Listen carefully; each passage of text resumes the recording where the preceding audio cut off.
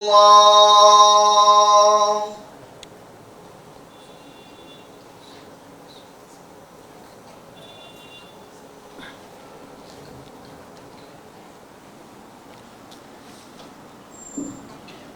السلام عليكم ورحمة الله وبركاته. الحمد لله نحمده ونستعينه ونستغفره ونعوذ بالله من شرور أنفسنا ومن سيئات أعمالنا من يهده الله فلا مضل له ومن يضلله فلا هادي له وأشهد أن لا إله إلا الله وحده لا شريك له وأشهد أن محمدا عبده ورسوله أما بعد. கண்ணியத்திற்குரிய எல்லாம் வல்ல அல்லாஹ் ஜல்லஷானஹு தஆலாவின் நல்லடியார்களே, மனிதர்கள் இணை வைப்பில் விழுந்துவிடக்கூடாது என்பதற்காக இறைவன் தான் அனுப்பிய தூதர்களை அவர்களுக்கு பல சோதனைகளை கொடுத்து அவர்கள் எந்த நிலையிலும் மனிதத்தன்மைக்கு அப்பாற்பட்டவர்களாக இருக்கவில்லை என்பதை ஒவ்வொரு நபிமார்களுடைய வரலாறுகள் மூலமாக நமக்கு அல்லாஹ் எடுத்து காட்டுகிறான். அதில் சென்ற வாரம் ஆதம் அலைஹிஸ்ஸலாத்தை பற்றிய விவரங்களை நம்ம பார்த்தோம். ஆதம் அலைஹிஸ்ஸலாத்துக்கு பிறகு அல்லாஹ்வால் அதிகமாக கூறப்பட்ட நபி நூஹ் நபி அவர்கள். இந்த நூஹ் நபி அவர்கள் மற்ற நபிமார்களிலிருந்து நமக்கு சொல்லப்பட்ட நபிமார்களிலிருந்து அவங்க பல வகையில் வேறுபட்டவர்களாக நமக்கு காட்டப்படுகிறார்கள். எப்படி காட்டப்படுகிறார்கள் என்று சொன்னால், ஒரு மனிதனுடைய வாழ்நாள் ஒரு 65-70 வயசு என்ற அளவுக்கு தான் நம்ம அறிந்து வைத்திருக்கிறோம். அப்படித்தான் மற்ற நபிமார்களுக்கும் இருந்திருக்கும். ஆனால் நூஹ் நபியை பற்றி அல்லாஹ் சொல்லும் பொழுது, நூஹ் நபி அவருடைய சமுதாயத்துக்கு அனுப்பினோம். ஃபலபிஸ ஃபீஹிம் அல்ஃப ஸனத்தின் இல்லா 50 ஆமா, 1050 ஆண்டுகள் குறைவாக, அதாவது 950 ஆண்டுகள் அவர் அந்த மக்களிடத்தில் வசித்தார். அவங்கள ஃபஹதஹுமு தூஃபானு, அவர்களுக்கு பெருவெள்ளம் தாக்கி அவங்க அழிக்கப்பட்டாங்க என்று அல்லாஹ் சொல்லி காட்டுகிறான். அப்போ ஒரு நபி அனுப்புகிறான், 950 வருஷம் அவர் பிரச்சாரம் பண்ணுகிறார். 950 வருஷம் என்பது மிக மிக ஒரு நீண்ட ஒரு காலம். இது இவ்வளோ பிரச்சாரம் பண்ணியும் கூட அந்த மக்களை வென்றெடுக்க முடியலை. எல்லா மக்களையும் மிக மிக கம்மியானவர்களைத்தான் அவரால் வென்றெடுக்க முடிந்தது. அவர் வாழ்ந்த காலத்தில் பலவிதமான துன்பங்களை அந்த மக்கள்கிட்ட சந்தித்தார். அதையும் அல்லாஹ் திருமறையில் சொல்லி காட்டுகிறான். கதபத்து கப்லஹும் கௌம் நூஹின், இதற்கு முன்னர் நூஹுடைய சமுதாயமும் நபிமார்களை பொய்யாக்கினார்கள். இப்போ கதபு அபுதனா, நமது அடியாரை பொய்யர் என்று சொன்னார்கள். நூஹு நபியை பொய்யர் என்றவர்கள் சொன்னார்கள். காலூன் மஜ்னூனுன், பைத்தியக்காரர் என்று சொன்னார்கள். நூஹு நபி அவர்கள் அந்த சமுதாயத்தில் பிறந்து அழகான தர்க்க ரீதியாக வாதம் பண்ணக்கூடிய திறமை படைத்தவராக இருந்தும் கூட அவங்களுக்கு அந்த கொள்கை பிடிக்கலைங்கிற காரணத்தினால இவருக்கு பைத்தியம் பிடிச்சிருச்சு, பைத்தியம் பிடித்து தான் நம்முடைய தெய்வங்களை எல்லாம் விட சொல்லுகிறார் என்று அவங்க விமர்சனம் பண்ணாங்க. இப்போ தஆ ரப்பஹு, அப்போ நூஹ் நபி அவர்கள் அல்லாஹ்விடத்தில் பிரார்த்தனை செய்தார்கள். அன்னி மக்லூபுன், இறைவா நான் தோத்துட்டேன், இவங்கள்ட்ட தோத்துட்டேன், எனக்கு ஜெயிக்க முடியலை, ஃபன்தசிர், நீ உதவி செய்வாயாக என்று அல்லாஹ்விடத்தில் துவா செய்தார் என்கிற ஒரு செய்தி 54வது அத்தியாயத்தில் 11வது சூறாவில் இருக்கிறது. அப்போ அவர் பிரச்சாரம் பண்ணக்கூடிய நேரத்தில் பைத்தியம் கிறுக்குன்னு சொல்லும்போது கூட அது மாத்திரம் இல்லை, நான் தோற்றுவிட்டேன்னு வேறு சொல்கிறார். தோற்றுவிட்டேன்னு என்ன அர்த்தம்? எந்த ஒரு ஸ்டெப்பும் எடுத்து வைக்க முடியலை. எல்லா வகையிலையும் அவங்க கை தான் ஓங்குகிறது, எதிரிகள் மக்களுடைய கை தான் ஓங்குகிறதே தவிர நூஹ் நபி அவர்கள் எல்லா வகையிலையும் பின்னடைவை சந்திக்க போய் தான் அன்னி மக்லூபுன், நான் தோத்துட்டேன், ஒன்றும் செய்ய முடியலை, நீ எனக்கு உதவி செய்வாயாகன்ற அல்லாஹ் கேட்ட பிறகு தான் அவங்க அழிக்கப்படுகிறார்கள். அப்போ அந்த மாதிரி கடுமையான துன்பங்களை அந்த மக்கள்கிட்ட சந்திக்கிறாங்க. அதே மாதிரி அவருடைய பிரச்சாரம் செய்யும் பொழுது காது கொடுத்து கூட கேட்காத அளவுக்கு என்ன செஞ்சுருக்கிறாங்க, அவங்க அலட்சியப்படுத்தியிருக்கிறாங்க. ஒரு பிரச்சாரம் பண்ணுறோம்னு சொன்னால் மக்கள் காது கொடுத்து கேட்கலைங்கிறது இருக்குல்ல, அதை விட ஒரு மன உளைச்சலை ஏற்படுத்தக்கூடிய ஒரு செய்தி இருக்க முடியாது. இப்போ நான் பேசிக்கிட்டு இருக்கும்போது எல்லோரும் காது அடைச்சிக்கிட்டா என்ன அர்த்தத்துக்கு? அது பெரிய ஒரு மன உளைச்சலை ஏற்படுத்தும். அப்போ நூஹ் நபி அவர்கள் என்ன சொல்லி காட்டுறாங்கன்னா, இன்னி தாவூத் கௌமி லைலம் வ நஹாரா, அல்லாஹ்விடத்தில் துவா செய்கிறாங்க, இறைவா எனது சமுதாயத்தை இரவு பகலாக நான் அழைத்து கொண்டிருந்தேன். ராத்திரிலையும் பயான் பண்ணுறாரு, பகல்லையும் பண்ணுறாரு, அழைத்து கொண்டிருக்கிறேன். ஃபலம் யஸிதுஹும் துஆஇ இல்லா ஃபிராரா, என்னுடைய இந்த அழைப்பு வந்து அவங்களுக்கு வெறுப்பைத்தான் அதிகமாக்குகிறது. நான் எவ்வளோ பிரச்சாரம் பண்ணி பார்க்குறேன், காலையில் மாலையில் அவ்வளோ அழகாக எடுத்து சொல்கிறேன், அவங்களுக்கு வந்து வெறுப்பை ஏற்படுத்துகிறது. இன்னி குல்லமா தாவுத்துஹும் லி தக்ஃபிரலஹும், இறைவா நீ அவர்களை மன்னிப்பதற்காக வேண்டி அவர்களை நான் அழைக்கும் பொழுதெல்லாம் ஜாலு அசாபியகும் ஃபி ஆதானிஹும், அவங்களுடைய விரல்களை காதுகளில் வைத்து அடைத்து கொடுக்குறார்கள். இவர் ஏதாவது பேச போனால் இவருடைய பேச்சு காதில் விழுந்து நம்ம ஈர்க்கப்பட்டுருவோம், இவர் சொல்கிறத ஏற்றுக்குருவோம் அப்படிங்கிறதுக்கு பயந்து என்ன செய்வாங்கன்னு கேட்டால் அவர் சொல்கிறதே கேட்கக்கூடாது என்று காதில் விரலை வைத்து கொடுக்குறார்கள். வஸ்தக்ஸவ் சியாபஹும், ஆடைகளால் தங்களை வந்து நூஹ் நபி பேசுகிறாருன்னு அவர் போத்திக்கிடுவாங்க, அவர் பார்க்கக்கூட கூடாது, பார்க்க மாட்டோம் கேட்க மாட்டோங்கிற அளவில் இருந்தார்கள்னு சொல்லி வாசர்ரு வஸ்தக்பரு இஸ்திக்பாரா, ரொம்ப கடுமையாக அகந்தை கொண்டவர்களாக இருக்கிறார்கள். அதனால் என்ன செய்கிறேன்னா நான் வெளிப்படையாக சொல்லி பார்த்தேன், பகிரங்கமாக சொல்லி பார்த்தேன், ராத்திரியில் சொல்லி பார்த்தேன், பகலில் சொல்லி பார்த்தேன், கேட்கல, நீ உங்களை அழிச்சு விடுவாயாகன்னு கூட என்ன செய்கிறார், கடைசியாக நூஹ் நபி துவா செய்கிறாங்க என்பதை பார்க்குறோம். அப்போ இவ்வளோ பெரிய ஒரு விஷயத்தை நூஹ் நபி அவர்கள் சந்தித்திருக்கும் பொழுது அவர்கள் வந்து ஜெயிக்க முடியலை என்பதை பார்த்து கடைசியாக அல்லாஹ் என்ன செய்கிறான்னா அந்த சமுதாயத்தை அழிக்கிறான்.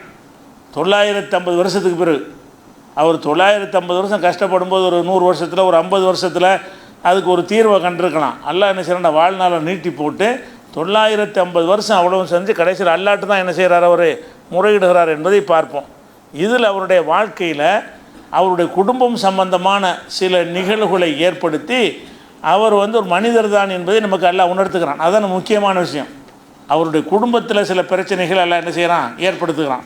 என்ன பிரச்சனை ஏற்படுத்துகிறான்னு கேட்டால் அவருடைய மனைவி சம்பந்தமாக ஒரு செய்தி அல்லாஹ் குர்ஆனில் சொல்லி காட்டுகிறான்.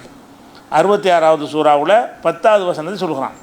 அப்போ லரபல்லாஹு மசலன் லில்லதீன கஃபரு, இறை மறுப்பாளர்களுக்கு ஒரு முன்மாதிரியாக மாடலாக அல்லாஹ் ஏற்படுத்தி இருக்கிறான்.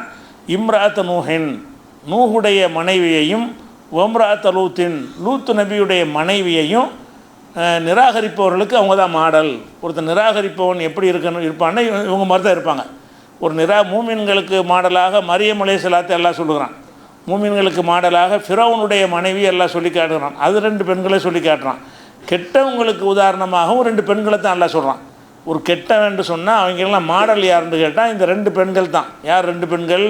நூஹு நபிய மனைவி ஒரு ஆள், லூத் நபியுடைய மனைவி ஒரு ஆள். இவங்க 2 பேரும் தான் கெட்டவங்களுக்கு முன்னுதாரணமாக இருக்கிறார்கள், மாடலாக இருக்கிறார்கள் அப்படின்னு சொல்லிவிட்டு அவங்கள பற்றி எல்லாம் விளக்குறான். கானத்தா தஹத்தா அப்தைனி மின் இபாதினா சாலிஹைனி, சாலிஹான 2 நல்லடியார்களுக்கு அவங்க 2 பேரும் மனைவியராக இருந்தார்கள்.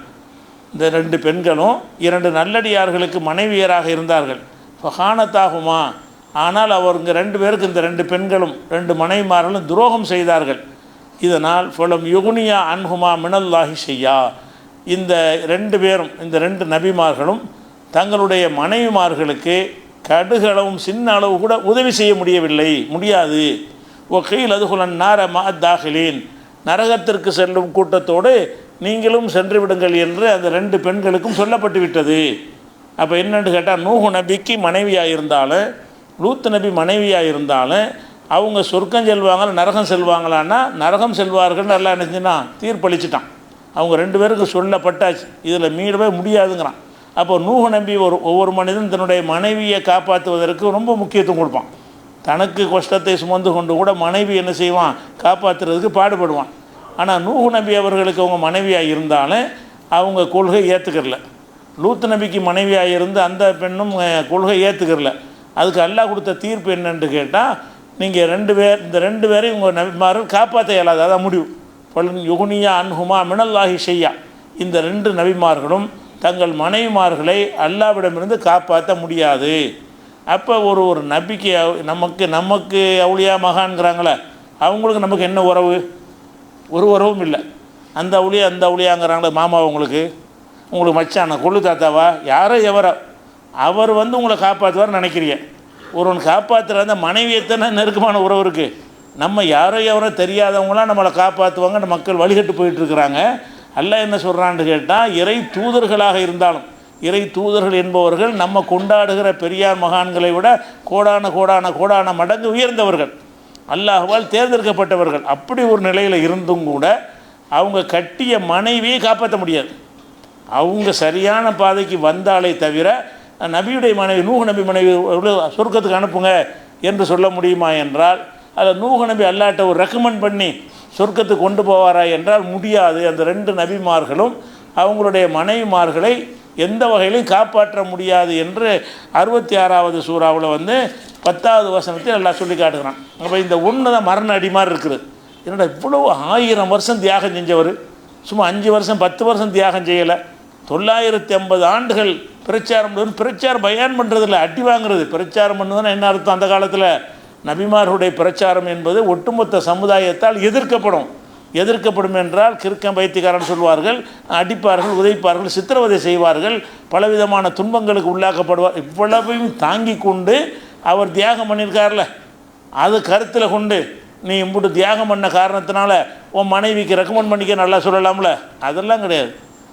அந்த மனுஷன் தான். நீ எவ்வளோ தியாகம் பண்ணால் உனக்கு உள்ள அந்தஸ்து உனக்கு தரப்படுமே தவிர நான் செய்கிற வேலை நீ செய்ய இயலாது, எனது அதிகாரத்தை உனக்கு தர முடியாது. அப்படிங்கிற வகையில் அல்லாஹ் என்ன செய்கிறான்னா கொஞ்சம் கூட விட்டு கொடுக்க மாட்டேங்கிறான். அப்போ நூஹ் நபி தன்னுடைய மனைவிக்காக வேண்டி பேச முடியாது, லூத் நபி தன்னுடைய மனைவிக்கு பேச முடியாது என்று இந்த சம்பவத்தை எதுக்கு நமக்கு சொல்லி காட்டுறான்? இது தாவா சம்மந்தப்பட்டது இல்லை, பிரச்சாரம் பண்ணார் அது வரைக்கும் ஓகே. அவங்க மனைவி சரியாக நடக்கலைன்னு எதுக்கு சொல்லி காட்டுறான்? அவங்கள நூஹ் நபி காப்பாற்ற முடியாதுன்னு எதுக்கு சொல்லி காட்டுறான்? இந்த மாதிரி ஒரு நோய் மனிதனுக்கு இருக்கிறது. இறந்தவர்களை சக்தி மிக்கவர்களாக நினைப்பது, அவங்க நம்மளுக்கு உதவுவார்கள் நம்புவது, அதனால் அவங்க தெய்வீக அம்சம் பெற்றவர்களாக கருதி அவங்கள வணங்குவது, இந்த நோயெல்லாம் மனுஷனுக்கு இருக்கிறத எல்லாம் விளங்கி வச்சிருக்கிற காரணத்தினால தான் இந்த நபிக்கு இப்படி ஏற்படுத்தி இதில் இருந்தாவது படிக்கிற பாடத்தை ஒரு நூஹ் நபிக்கே முடியலை, அவர் மனைவியை காப்பாற்ற முடியலை, நீங்கள் யாரை காப்பாற்றுவாங்கன்னு எப்படி நினைக்கிறீங்க அப்படின்னு காட்டுவதற்கு தானே இந்த சம்பவத்தை சொல்கிறான். கேட்டு போகிறதுக்கு, அந்த காதில் வாங்கி இந்த காதில் விடுறதுக்காக எல்லாம் சொல்லி காட்டுறான். இதிலிருந்து சிந்திக்க வேண்டியதை சிந்திக்கணுமா இல்லையா? அப்போ நூஹ் நபிக்கு அவருடைய மனைவியை ஒன்றும் காப்பாற்ற முடியலை என்ற ஒரு செய்தியை சொல்லும் பொழுது தான் நமக்கு விளங்குறது. அப்போ நபிமார்களாக அவ்வளோ பெரிய தியாகம் செஞ்ச நபிமார்களாக இருந்தாலும் மனிதனுக்கு மேம்பட்ட நிலையில் அவங்களுக்கு தனி பவர் இருக்குது. அல்லாவையெல்லாம் எதிர்த்துலாம் அவுளியாக்கள் ஏதாவது செஞ்சுருவாங்களாம் அவங்க நினைக்கிறாங்க, அல்லாஹ் மன்னிக்காதெல்லாம் அவுளியா மன்னிச்சிருவாங்களாம் அவங்க நினைக்கிறாங்க. ஆனால் இங்கே என்ன நடக்குது? நபிமார்களுக்கு அந்த பவர் கிடையாது, மனைவியை கூட காப்பாற்ற இயலாது. அந்த மனைவி மூமினாக இருந்து அல்லாஹ்விடத்தில் சரணடைந்தாலே தவிர இந்த கணவர் என்கிற ஒரு அந்தஸ்தை வைத்து, நபிங்கிற ஒரு அந்தஸ்தை வைத்து, 1000 ஆண்டுகள் தியாகம் செஞ்சவர் என்கிற ஒரு அந்த சேவையை வைத்து ஏதாச்சும் ஒரு அதிகாரம் கிடைக்குமானா ஒரு அதிகாரம் கிடைக்காது. அல்லாஹ் அதிகாரத்தை கொடுக்க தயாராக கிடையாது. நீ மனுஷன் ஏதோ நின்றுக்க, அவ்வளோதான். இப்படி தான் அல்லாஹ் நினைஞ்சிருக்கான், நூஹ் நபி ஏற்படுத்தியிருக்கான். அதே நூஹ் நபிக்கு பல பிள்ளைகள் எல்லாம் கொடுத்தான். அதில் ஒரு பிள்ளை அவருக்கு எதிரியாக இருந்தான். அவருடைய எல்லா பிள்ளைகளும் அல்ல, அவருடைய ஒரு பிள்ளை அவருடைய கருத்தை ஏற்றுக்கொள்ளவில்லை, தௌஹீதை ஏற்றுக்கொள்ள, இஸ்லாத்தை ஏற்றுக்கொள்ளவில்லை. அந்த மக்கள் எப்படி யகூசு யவுக்கு நஸ்ருங்கிற சிலைகளை வணங்கி கொண்டிருந்தார்களோ அதை வணங்கக்கூடியவனாகத்தான் நூஹ் நபியுடைய மகனும் இருக்கிறான். அப்போ அந்த மகனை பற்றி இருக்கும்போது என்ன ஆகுதுன்னு கேட்டால், அல்லாஹ் இவங்களை அழிக்கணும்னு முடிவு பண்ணிடுறான். நூஹ் நபி சமுதாயத்தை அழிக்கணும்னு முடிவு பண்ணி, எப்படி அழிக்க முடிவு பண்ணுறான்னு கேட்டால், நீ ஒரு கப்பலை தயார் பண்ணு, நீனு உன்னுடைய சேர்ந்தவங்களும் சேர்ந்து ஒரு கப்பலை ரெடி பண்ணுங்க அப்படிங்கிறான். அந்த கப்பலை இதுக்கு ரெடி பண்ண சொல்கிறான்னு கேட்டால், வெள்ளப்பிரளயம் வரும்போது மிதக்கக்கூடிய பொருள் இருந்தால் தான் காப்பாற்ற முடியும். வெள்ளம் வரும்போது அவங்கள காப்பாற்றுவதற்கு என்ன செஞ்சாகணும்? ஒரு மிதவை இருந்தால் தானே அவங்கள காப்பாற்றி கொள்ள முடியும். அதனால் அவங்களுக்கு என்ன செய்கிறான்னா ஒரு கப்பலை ரெடி பண்ண சொல்கிறான். அப்போ கப்பல் ரெடி பண்ணும்போது என்ன ஆகும்னு கேட்டால், வெள்ளம் பயங்கரமாக குப்புளித்து வரும் பொழுது கப்பல் கொஞ்சம் கொஞ்சமாக மேலேறிடும், அவங்க அழிக்கப்பட்டுருவாங்க. இந்த அளவுக்கு மலை உயரத்துக்கு அந்த வெள்ளம் வந்திருக்கிறது. அந்த கப்பல் போய் ஒதுங்கினது ஜூதிங்கிற ஒரு மலை மீது போய் உட்கார்ந்ததுன்னு நல்லா சொல்லி காட்டுறான். மிதந்து தண்ணி கூடி போய் மலைக்கு மேலே, ஒரு மலைங்கிற எவ்வளோ உயரமாக இருக்குன்னு பாருங்கள், அதுக்கு மேலே இந்த கப்பல் போய் அதுக்கு மேலே போயிட்டு இருக்கும்போது தான் தண்ணி வடிய ஆரம்பித்தது. அப்புறம் அந்த கப்பல் அந்த மலையில் உட்காந்துருச்சு. அப்படின்னு நல்ல வஸ்தவத்தால் ஜூதிங்கிற மலையின் மீது அந்த கப்பல் அப்படியே அமர்ந்தது, உட்கார்ந்ததுன்னு சொல்லி காட்டுறான். அப்போ அதுக்கு மேலே வரைக்கும் தண்ணி போயிருக்குன்னு சொன்னால் எவ்வளோ பெரிய வெள்ளம் வந்திருக்குன்னு பாருங்கள். அப்போ அந்த மாதிரி தப்பிக்கிறதுக்காக என்ன செய்கிறான்னா ஒரு கப்பலை செய்ய சொல்கிறான். இருக்கிற ஜீவன்களெல்லாம் அதில் ஒன்று ஜோடி ஏற்றிக்கிற சொல்கிறான். நீங்கள் ஏறிக்கிறங்க, எல்லாம் அழிஞ்சு போச்சுன்னா ஆட்டில் ஒரு ஜோடி, மாட்டில் ஒரு ஜோடி, எதெல்லாம் நீங்கள் பழக்கத்தில் வச்சுருக்கிற அந்த உயிரினங்களை எல்லாம் ஒவ்வொரு ஜோடி எடுத்து உன்னோட வைத்துக்கொள் என்று எல்லாம் சொல்கிறான். அது மாதிரி ஏற்றிக்கிட்டு மழை வருது, கீழேருந்து தண்ணீர் வர கொப்பளித்து வருகிறது, கீழேருந்து வர தண்ணி கொப்பளிக்கிறது, மேலேருந்து வர மழை கொட்டுகிறது. கொட்ட கொட்ட நீர் மட்டம் உயர்ந்து கொண்டே வருகிறது. அந்த சம்பவத்தை எல்லாம் சொல்லி காட்டுறான். ஒஹிய தஜரீஃபிஹிம் ஃபி மௌஜின் கல் ஜிபாலி, மலைகளை போன்ற அலைகளில். அந்த வெள்ளம் எப்படிப்பட்டதாக இருந்துச்சுன்னு சொன்னால், மலை போன்ற அலைகள், பிரம்மாண்டமான அலை. ஒரு அலை வந்து மலை அளவுக்குலாம் நீங்கள் கடற்கரையில் நின்றால் பார்க்க முடியாது. ஒரு அலைங்கிறது ஒரு மனுஷன் உயரத்துக்கு வேண்டாம் வரும். அப்படி ஏறி வரும்போது எவ்வளோக்கு வரேன், ஒரு மனுஷனுடைய உயரம் 4 அடி 5 அடிக்கு தான் அந்த ஒரு அலையுடைய அளவை நீங்கள் பார்ப்பீங்க. ஆனால் அல்லாஹ் என்ன சொல்கிறான்னு கேட்டால், அந்த அலை எப்படிப்பட்டதாக இருந்துச்சுன்னு சொன்னால், மலை மாதிரி உயரம். அந்த தண்ணி ஏறும் பொழுது ஒரு மலையின் உயரம்னா இது எத்தனை அடின்னு நீங்கள் பார்த்துக்கிறங்க. அவ்வளோ உயரத்துக்கு அலை என்ன செய்கிறது, அந்த வெள்ளம் ஏற்படுகிறது. அதுக்கு மேலே நீந்தி கப்பல் போதும். அவ்வளோ பெரிய வெள்ளம் வந்தாலும் அதுக்கு மேலே என்ன செய்கிறது, மிதந்துருமா இல்லையா? அதை சொல்லி காட்டுறான். ஒஹிய தஜ்ரீபிஹிம் ஃபி மௌஜின் கல் ஜிபாலி, மலைகளை போன்ற அலைகளில் அந்த கப்பல் போய் கொண்டிருக்கும் பொழுது, ஓ நாதா நூஹுன் இப்னஹு, நூஹு என்ன செய்கிறாருன்னா மகனை கூப்பிட்றார். வெள்ளம் வந்து மேலே போய்கிட்டு இருக்குதா, போனோன்னு என்ன செய்கிறாருன்னா அவன் ஒரு உயரமான இடத்துல நின்றுட்டு இருக்கிறான். அதுக்கு இன்னும் தண்ணி வரல. அப்போ நூஹு நபி என்ன செய்கிறாங்கன்னு கேட்டால், அருமை மகனேன்னு கூப்பிட்றாரு. எப்படி கூப்பிட்றாருன்னு கேட்டால், யாப்புனை ஏற்கமான, என் மகனே நீனு எங்களோட வந்து ஏறிக்கன்னா சும்மா ஏறிக்கிறது கிடையாது, கொள்கை ஏற்றுட்டு தான் ஏற்றுவார். சும்மா ஏறிக்கின்ற இல்லை, காப்பாற்ற முடியாது. ஏறிக்கொள் என்றால் என்ன அர்த்தம், நீனு ஏகத்துவத்தை ஏற்றுக்கொண்டால் இதில் ஏறிக்கொள்ளலாம். அப்போ எங்களோட ஏறிக்கொள் என்பது அர்த்தம் என்னென்னு கேட்டால், நீ ஏகத்துவ கொள்கையை, தௌஹீது கொள்கையை, ஓரிரை கொள்கை நீ ஏற்றுக்கொள் என்று அவர் அழைக்கிறார். ஒலா தக்குன் மால் காஃபிரின், நீ நிராகரிக்கிற கூட்டத்தில் இருந்துடாத. அப்போ நிராகரிப்பை விட்டு உதறி தள்ளிவிட்டு என்னோடு வந்து கப்பலில் ஏறிக்க என்று அவர் சொல்கிறார். அவன் என்ன சொல்கிறான்னு கேட்டால், ஆவி இலா ஜபலின், நீ தண்ணி எவ்வளோ தண்ணி வந்தாலும் சரி நான் அதுக்கு தகுந்த மாதிரி மலைக்கு மேலே ஏறிக்கிறவன். தண்ணி வர வர என்ன செய்வாங்க, ஒரு மலை இருக்கிற ஒரு பகுதியில் இருந்திருக்காங்கன்னு விளங்குறது. அந்த பகுதியில் ஒரு மலை இருக்கிறது, அந்த மலையின் மீது ஏறிக்கொள்ளலாம்னு நினைத்து கொண்டு என்ன செய்கிறான்னு கேட்டால், தண்ணி வர வர அதுக்கு மேலே போயிட்டு இருக்க முடியாதுண்ணே, மலை உச்சியில் நான் ஏறிக்கிறோம். அவன் நினைக்கிறான்னா அதுக்கு மேலே தண்ணி வர அவன் நினைக்கிறான். அவன் நினைக்கிறான்னு கேட்டால், மலை உச்சிக்கு மேலே தண்ணி வரப்போகுது அப்படின்னு நினைத்து கொண்டு, ஆவி இலா ஜபலின் யாசிமுனி மினல்மாய், அந்த வெள்ள பிரளயத்திலிருந்து என்னை காப்பாற்றுவதற்காக வேண்டி மலையின் மீது நான் ஏறிக்கொள்வேன் அப்படின்னு சொல்கிறான். அப்போ அவர் நூஹ் நபி சொல்லுவார், லா ஆசிமல் யோமின் அமரில்லா, அடே அல்லாவுடைய கட்டளையிலேருந்து உன்னை எவனும் காப்பாற்ற முடியாது, மலையில் ஏறினாலும் முடியாது. இது வந்து அல்லாஹ் வந்து ஒரு தண்டனைக்கு இதை தருகிறான். அவன் இயற்கையாக வருகிற வெள்ளம்னு நினச்சிக்கிட்டான். இயற்கையாக வரக்கூடிய வெள்ளமாக இருந்தால் அதில் காப்பாற்றி தப்பிச்சு போகிறதுக்கு வழிகள் இருக்கும். இது அழிக்கிறதுக்குன்னு அல்லாஹ் அனுப்பியிருக்கான். செலக்ட் பண்ணவர்களை மட்டும் காப்பாற்றி மற்றவங்களை அழிக்கிறதுக்காக வேண்டி அல்லாஹ் இதை செஞ்சதுனால அவர் சொல்கிறாரு, இல்லை ஆசிமல் யோமின் அமரில்லா, அல்லாவுடைய கட்டளையிலிருந்து காப்பாற்ற எவனும் இருக்க மாட்டான் தெரிஞ்சிக்க அப்படின்னு சொல்லிக்கிட்டு இருக்கிறாரு. சொல்லிக்கிட்டு இருக்கும்போதே ஹால பைனஹுல் மௌஜ், அந்த 2 பேருக்கு மத்தியில், அவன் ஒரு உச்சியில் இருந்து மலை உச்சியில் நின்று பேசுகிறான், இவர் கப்பலில் உட்காந்துட்டு இருக்கிறாரு. நடுவில் பிரம்மாண்டமான ஒரு அலை வந்தது. அலை வந்து என்ன செய்யுதுன்னா, அவன் காண மினல் முகரகீன், அவனை இழுத்து சென்று மூழ்கடிக்கப்பட்டுருச்சு. தகப்பன் பார்த்து கப்பலில் இருக்கிறார், அவன் உயரமான இடத்துல நிற்கிறான். உயரமான இடத்துல நின்று கொண்டு உரையாடல் நடக்கிறது.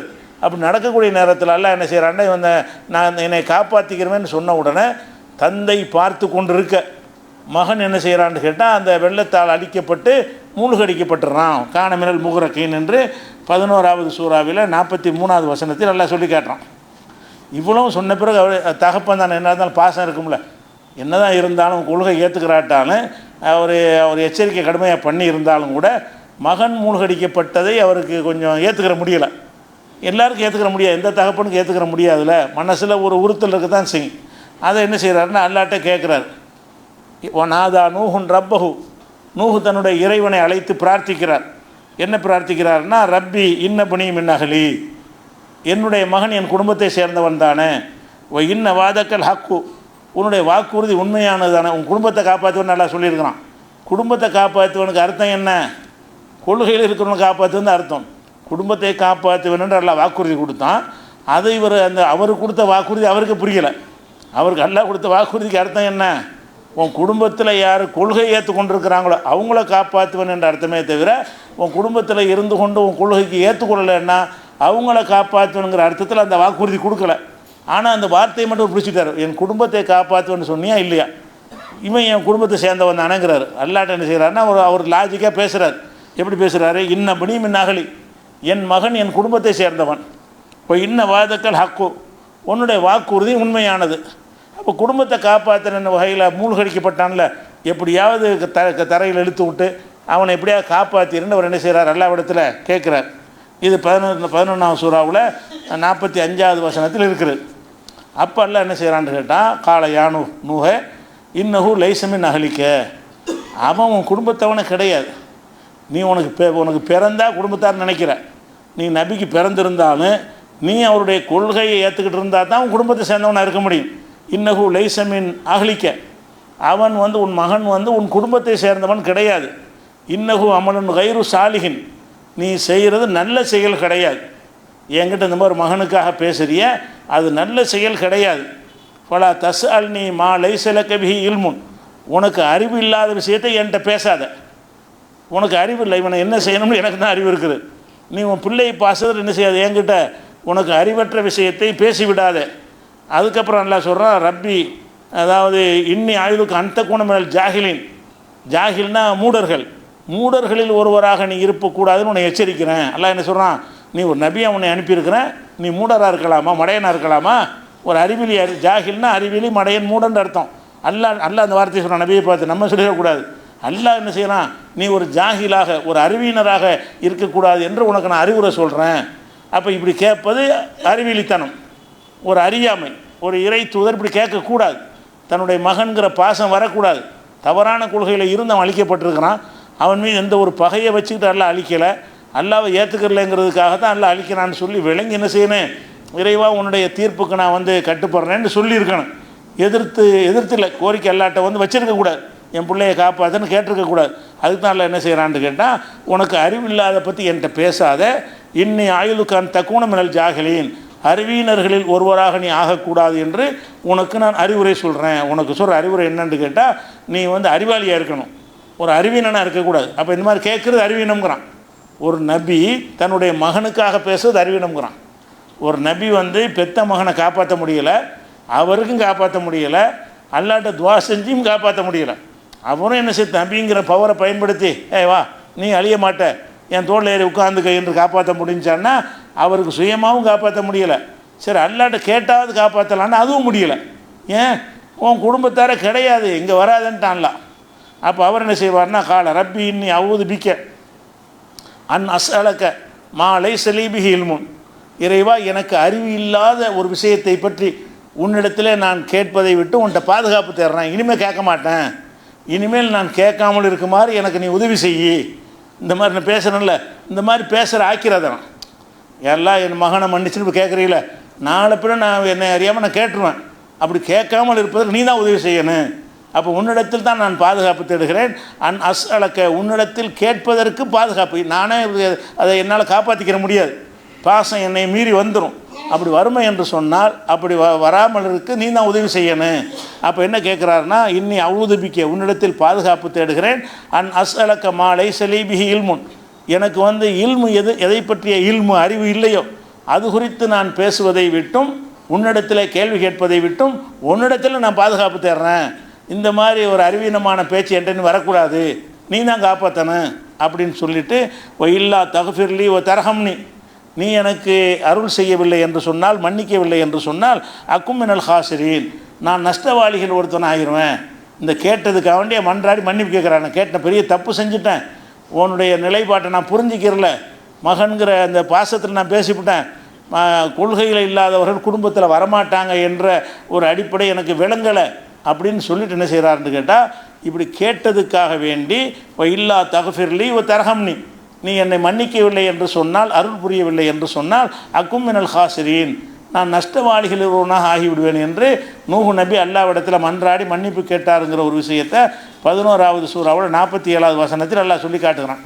அப்போ இதில் என்ன நமக்கு விளங்குகிறதுன்னு சொன்னால், அதாவது ஒரு நபி, இறை தூதர், மிகச்சிறந்த ஒரு இறை தூதர் நபிகள் நாயகம் ஸல்லல்லாஹு அலைஹி வஸல்லம் என்ன செய்கிறாங்கன்னு கேட்டால், இவர் மறுமை நாளில் கூட என்ன செய்வாங்க, இவர்கிட்ட மக்கள்லாம் போய் நீங்கள் தான் ரொம்ப காலம் வாழ்ந்துருக்கிறீங்க, எங்களுக்கு உதவி செய்யுங்கன்னு மன்றாடவெல்லாம் செய்வாங்கன்னெலாம் ஹதீஸ் இருக்கிறது. அப்படிப்பட்ட தகுதியில் உள்ள ஒரு நூஹ் நபி அவர்கள், அவங்க மனிதராக எல்லா வகையிலும் மனிதராக இருந்தாங்களா, மனிதனுக்கு மேம்பட்ட ஆற்றல் பெற்றவங்களாக இருந்தாங்களா, அதிகாரம் பெற்றவங்களாக இருந்தாங்களா? அல்லாஹ் அவங்களுக்காக இந்த சிறப்பு அதிகாரத்தை தான் கொடுத்துருந்தானா? ஒன்றுமே கொடுக்கல. அவன்தான் என்னுடைய வல்லமைக்கு எதிராக எவன் பேசினாலும் சரி, அவனுக்கெல்லாம் நீங்கள் பரிந்து பேச முடியாது, அதுக்கெல்லாம் நீங்கள் உதவ முடியாது என்று காட்டிட்டான். அப்போ அந்த நூஹ் நபி அவர்கள் அந்த சமுதாயத்தால் 1000 வருஷம் 950 வருஷம் தொல்லைக்கு உள்ளாகுறாங்க, சகித்து கொண்டு தான் அவர் போகிறார். எந்த அளவுக்கு தொல்லைக்கு உள்ளாகிறாங்கன்னா, நான் தோத்துட்டேங்கிறார். முடியலை, இவங்களோட எனக்கு மன்றாட முடியலை, மல்லு கட்ட முடியலை, அவ்வளோ அநியாயம் பண்ணுறாங்கன்னு சொல்லி தன்னுடைய அந்த இதை வந்து ஒத்துக்கிறார். கடைசியில் அல்லாஹ்ட்ட துவா செய்கிறார், இறைவா ரப்பி லா ததர் மினல் அர்தி மினல் காஃபிரின்னு தையாரா, இனிமேல் ஒரு காஃபிர் பேரையும் விடாத உலகத்தில், இன்னக்கையின் ததர்கும் இல்லுல்லு இபாதக்க, நீ இவர்களை விட்டு வைத்தாயானால் இருக்கிற கொஞ்சம் நஞ்சம் கஷ்டப்பட்டு உண்டாக்குனாலும் எடுத்து போடுவாங்க, அதனால் என்ன செஞ்சிரு, உன்னுடைய தண்டனை இறக்குன்னு கடைசியாக கேட்குறார்.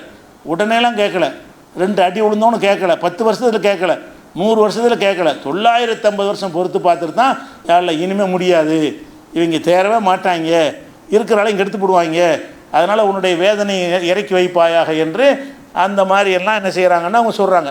அப்போ இந்த மாதிரி ஒரு நிலையில் இருக்கும் பொழுது, இவ்வளோ கஷ்டத்தை அனுபவித்திருக்கும் பொழுது, அந்த நூஹ் நபி வந்து தன்னுடைய பவரை பயன்படுத்தி அவனும் செய்ய முடியலன்னா, பவர் இல்லை, என்னதான் பயன்படுத்துறதுக்கு?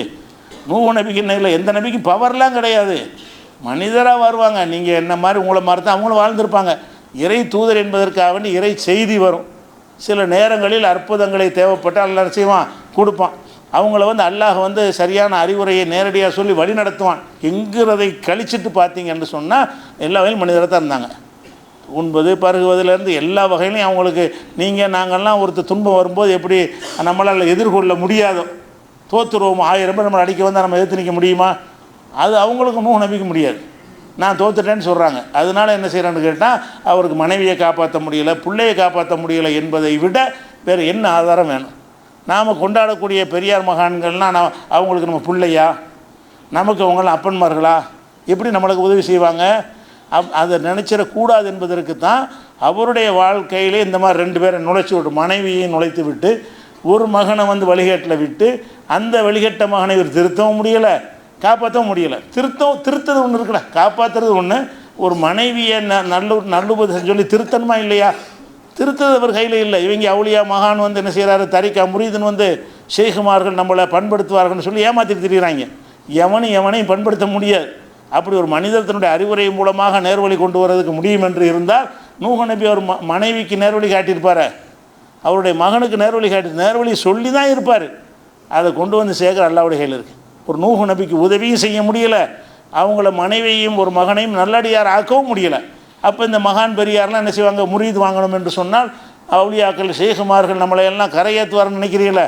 அப்படி ஒன்றே கிடையாது. அப்படி இருக்குமே ஆனால் நூஹ் நபி அவருடைய மகனுக்கு நல்லா பயான்லாம் பண்ணி மண்டையில் நல்லா ஏற்றி திருத்தி கொண்டு வந்துடணுமா இல்லையா? முயற்சிலாம் பண்ணியிருப்பார், அதெல்லாம் ஒர்க் அவுட் ஆகலை. எல்லாம் நான் தான் நடக்கும், அவருக்கு எந்த அதிகாரமும் இல்லை. இந்த விஷயங்களை எல்லாம் நூஹ் நபி வரலாறு மூலமாகவும் சொல்லித் தருகிறான். இப்படி ஒவ்வொரு நபி அடுத்தடுத்து எந்த நபிமார்களை சொல்கிறான் என்ற விஷயத்தை இன்ஷா அல்லாஹ் நம்ம அடுத்தடுத்த வாரங்களில் பார்க்கலாம்.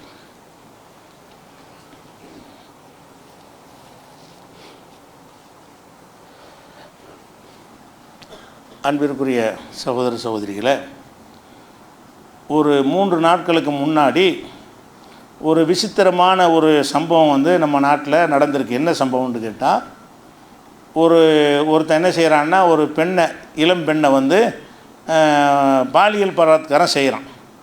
என்ன பாலியல் பலாத்காரம் செய்கிறான்னு சொன்னால், அந்த பெண்ணை வந்து பைஜாமாவையில் அவிழ்த்தான், அந்த பெண்ணை மார்பகத்தையெல்லாம் பிடித்து நம்ம அப்படின்லாம் சொல்லி குற்றச்சாட்டு சொல்லி ஒரு வழக்கு போடுறாங்க. அந்த வழக்கில் அவன் வந்து குற்றவாளின்னு சொல்லி கீழே நீதிமன்றத்தில் தீர்ப்பளிச்சிடுறாங்க. அதை எதிர்த்து அவன் என்ன செய்கிறான்னு கேட்டால் ஹைகோர்ட்டுக்கு வர்றான். ஹைகோர்ட்டுனா உயர் நீதிமன்றம். அது அந்த அளவுக்கு அவன் அளவை விட அறிவாளிகள் இருக்கிற ஒரு, நம்ம நினைக்கிறோம்ல ஹைகோர்ட்னா நல்ல அறிவாளிகளாக இருப்பாங்க, கீழ் நீதிமன்றத்திலாம் அறிவாளி கம்மியாக இருப்பாங்க நம்ம நினைக்கிறோம்ல. இதை நம்பி என்ன செய்கிறான், அவன் வந்து ஹைகோர்ட்டுக்கு போகிறான்.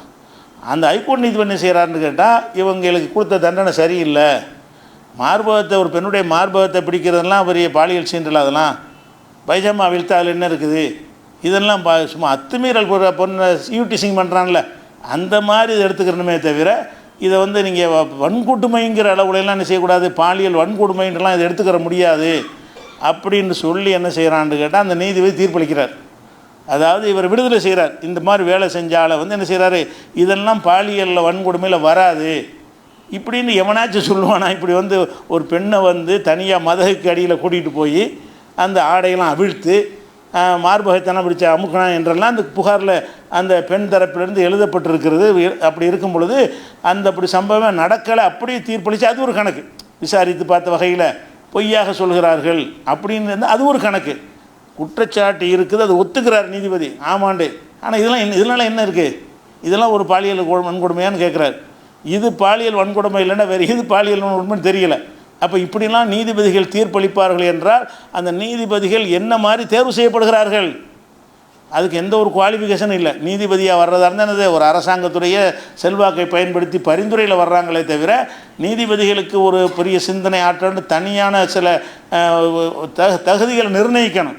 குறிப்பாக அந்த நீதிபதிகள் நியமிப்பதாக இருந்தால் இவர்கள்லாம் என்ன செய்யணும்? இராணுவத்தில் கொண்டு போய் ஒரு நீதிபதியாக வர்றதா இருந்தால் என்ன செய்யணும்? 5 வருஷம் இராணுவத்தில் பணியாற்றிட்ட பிறகு தான் நீதிபதியாக வரணும். இராணுவம்னு அட்டி உதப்பட்டு கஷ்டப்பட்டு பணியெல்லாம் நின்று டிசிப்ளின்லாம் கற்றுக்கிட்டு அப்படி அப்படி அப்படி வந்து இருந்தால் தான் ஒரு நீதிமன்றங்கள் என்ன செய்யும்? ஒழுங்கான முறையில் இருக்க முடியும். அப்போ நீதிபதிகள் சும்மா அரசியல் செல்வாக்கில் கொஞ்ச நாளைக்கு வக்கீலாக இருந்தான்னா அவனை பிடிச்சி நீதிபதி ஆக்கி விட்டுறது. இப்படின்னு இருக்கிறதுனால தான் இந்த மாதிரியான ஆட்கள்லாம் நீதிபதியாக இருக்க முடியுது. ஹைகோர்ட் நீதிபதி இந்த மாதிரி ஆட்கள் என்ன செய்கிறாங்க? ஹைகோர்ட் நீதிபதியாக இருக்கிறாங்க. இது நாட்டில் பெரும் கொந்தளிப்பை ஏற்படுத்திருச்சு. பெண்கள் மத்தியிலையும் பொது வெகுஜன மக்கள் மத்தியிலையும். என்னடா ஒரு நீதிபதி இது தப்பு இல்லைங்கிறான், அவன் பொம்பளை பிள்ளை வச்சுருக்க யோசிச்சு பார்ப்பான்ல, இது தப்பு இல்லைன்னா இது மாதிரி எல்லாம் செய்வாங்களே, நம்ம பொண்ணுக்கு ஏற்பட்ட என்ன வருது, இது என்ன நீதி இதுன்னு சொல்லி நாடே கொந்தளிக்கிற அளவுக்கு நிலைமை வந்த உடனே சுப்ரீம் கோர்ட் என்ன செய்யுதுன்னா இது நேரடியாக சொமோட்ட வழக்காக தானாக எடுக்குது. இந்த வழக்கு சரியான்றதை நேரடியாக சுப்ரீம் கோர்ட்டு ஹைகோர்ட்டுக்கு ஒரு அதிகாரம் இருக்குது. சில வழக்குகளில் யாரும் கேஸ் போடாட்டா கூட அவங்க சில நாட்டு நடப்பை கவனித்து என்ன செய்யலாம்? இந்த வழக்கை தானே வாலண்டியராக அவங்க ஒரு வழக்கு பதிவு செஞ்சு விசாரிக்கிற ஒரு அதிகாரம் இருக்கிறது. ஹைகோர்ட்டுக்கும் இருக்கிறது, சுப்ரீம் கோர்ட்டுக்கும் இருக்குது. இப்போ ஹைகோர்ட் இந்த வேலையை செஞ்சதுனால சுப்ரீம் கோர்ட் இந்த வழக்கை தன்னுடைய கையில் எடுத்து என்ன செய்கிறாங்கன்னு கேட்டால் இதை ஜீரணிக்கவும் முடியலை. ஏதோ உணர்ச்சி வசப்பட்ட அந்த நீதிபதி ஏதோ அவசரத்தில் சொன்னார்னு எடுத்துக்கிற முடியாது. இந்த தீர்ப்பு 4 மாதம் முந்தைய எழுதிட்டார். அவர் வாசித்தது தான் இப்போ தான் வாசிச்சிருக்காரே தவிர 4 மாதம் எழுதி படித்து பார்த்து அப்படி வழங்கின தீர்ப்பில் அந்த வாசகம்லாம் இருக்கலாமா? இதை பேச்சு வாக்கில் சொல்லும்போது இந்த வார்த்தையை பயன்படுத்தினார்னு செய்கிற ஒரு டங் ஸ்லிப்பில் சொல்லிட்டாரு, அப்படி எடுத்துக்கொள்ள முடியல அது என்ற காரணத்தினால் இவருடைய தீர்ப்பை நம்ம ரத்து செய்யலாம். ஒரு உணர்வற்றவராக இருந்திருக்கார் அவர். எந்த உணர்வற்றவன் எப்படி இருப்பானோ அது மனிதனாகவே இருக்கலைங்கிற மாதிரி சொல்லுது சுப்ரீம் கோர்ட். என்ன சொல்லுது? ஒரு மனித உணர்வு அற்றவராக இந்த நீதிபதி இருந்திருக்கிறாரு, ரொம்ப வேதனைப்படுறோம், ஹைகோர்ட்டுடைய தீர்ப்பை ரத்து செய்வதற்கு நாங்கள் வேதனைப்படுறோம், ஆனால் இந்த வழக்கில் அதுக்கு எந்த வழியும் கிடையாது என்று சொல்லி அந்த தீர்ப்பை ரத்து பண்ணிட்டாங்க. ஹைகோர்ட் அளித்த தீர்ப்பை ரத்து பண்ணிட்டாங்க. நம்ம என்ன பார்க்க வேண்டியிருக்குன்னு கேட்டால் அப்போ நீதிமன்றத்துக்கு நீதியை நாடி போனால் எப்படிப்பட்ட ஆட்கள்லாம் உட்காந்துருக்குறாங்க. இதே மாதிரி பாபர் மசூதி தீர்ப்பளிக்கும் போது சுப்ரீம் கோர்ட்டில் உட்காந்துருந்தாங்க. இவனுக்கு பேசுகிற மாதிரி என்ன செய்ய அவங்களாம் பரிசுத்தம்னு சொல்ல முடியலை. அவங்க பல தீர்ப்புகளை பார்க்கும் பொழுதெல்லாம் இவர்கள்லாம் என்ன நீதி நீதினா என்னென்னு வழங்கியிருக்கிறார்களா, இஷ்டப்படி ஏதாவது செய்ய நினைக்கிறார்களா என்ற அளவுக்கு தான் நாட்டுடைய நீதி பரிபாலனம் இருக்கிறது என்பதை ஒரு தகவலுக்காக பதிவு செய்து கொள்கிறேன். அஸ்ஸலாமு அலைக்கும் வரஹ்மத்துல்லாஹி வபரகாத்துஹு.